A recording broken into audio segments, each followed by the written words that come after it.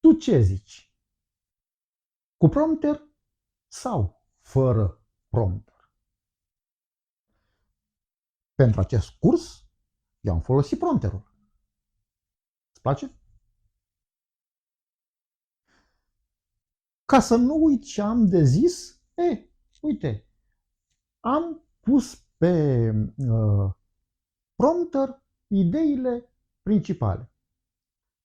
După cum vezi, nu am prompter, dar am un laptop care mă ajută în gestionarea acestor idei. În cazul în care materialul tău necesită informații documentate, sigur, mai mult ca sigur că vei avea nevoie de prompter.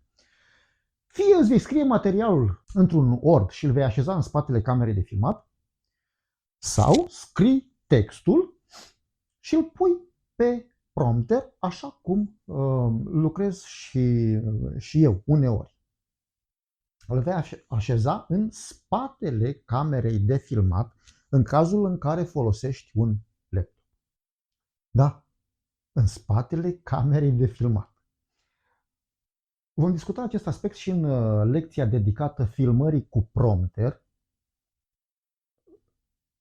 Dacă vei decide cumva ca să filmezi cu prompter, poți face acest lucru. Dacă decizi să ții o lecție în care vei folosi flipchart-ul, nu cred că vei mai avea nevoie de prompter. Ba, chiar cred că te va încurca. Și uite așa, ajungem la cumpăna deciziilor. Cu flipchart sau PowerPoint? Te aștept în lecția următoare ca să vorbim despre asta. Ce decidem? Cum e mai bine?